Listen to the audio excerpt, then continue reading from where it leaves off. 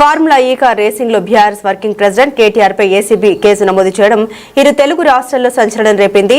ఈ కేసులో కేటీఆర్ ను A1 గా పేర్కొన్నారు. ఆయనతో పాటుగా మరో ఇద్దరిపై నాన్ బెయిలబుల్ సెక్షన్ల కింద కేసు నమోదు చేశారు. ఈ క్రమంలో అసెంబ్లీ ప్రాంగణంలో మీడియాతో కేటీఆర్ చిట్ చాట్ గా మాట్లాడుతూ ఆసక్తికర వ్యాఖ్యలను చేశారు. ఈ కేసుపై తాను భయపడడం లేదని కేటీఆర్ తెలిపారు. ఇందులో పైసా అవినీతి కూడా జరగలేదని తెలిపారు. లీగల్ గా తాము ముందుకెళ్తామని అన్నారు. ఈ కార్ రేసింగ్ పై మంత్రిగా తాను విధానపరమైన నిర్ణయాన్ని మాత్రమే తీసుకున్నామని తెలిపారు. కేసు నమోదు చేసే హక్కు ఏసీబీకి లేదని అన్నారు. ఈ కార్ రేసింగ్ లో అవినీతి జరగలేదని, ప్రొసీజర్ సరిగా లేదని మంత్రి పొన్నం ప్రభాకర్ కూడా నిన్న చెప్పారని గుర్తు చేశారు. ముఖ్యమంత్రిని ఎవరైనా తప్పుదోవ పట్టిస్తున్నారా లేదా ముఖ్యమంత్రి అందరినీ పక్కదోవ పట్టిస్తున్నారా అని ప్రశ్నించారు.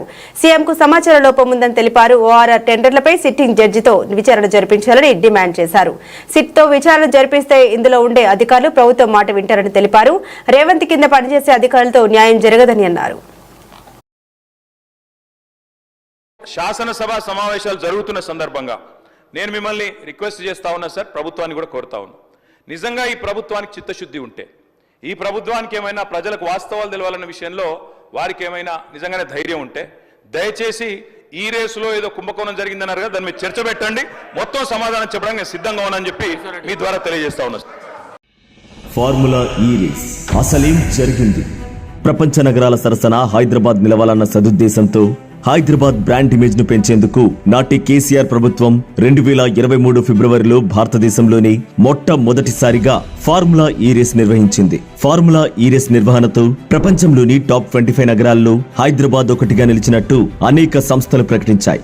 సుమారు 700 కోట్ల రూపాయల మేర ఆర్థిక లబ్ధి తెలంగాణ రాష్ట్రానికి, ముఖ్యంగా హైదరాబాద్ నగరానికి వచ్చినట్టు నిల్సన్ స్పోర్ట్స్ అనాలిసిస్ సంస్థ తన నివేదికలో పేర్కొన్నది.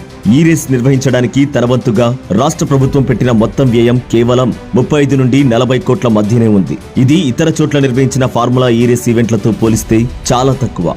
మిగిలిన ఖర్చును రేస్ ప్రమోటర్ గ్రీన్కో భరించింది. గత ప్రభుత్వ హయాంలో జరిగిన ఫార్ములా ఈ రేస్ తో హైదరాబాద్ బ్రాండ్ ఇమేజ్ పెరగడమే కాదు, రాష్ట్ర ఆర్థిక రంగానికి కూడా ఊతమిచ్చిందన్నది వాస్తవం.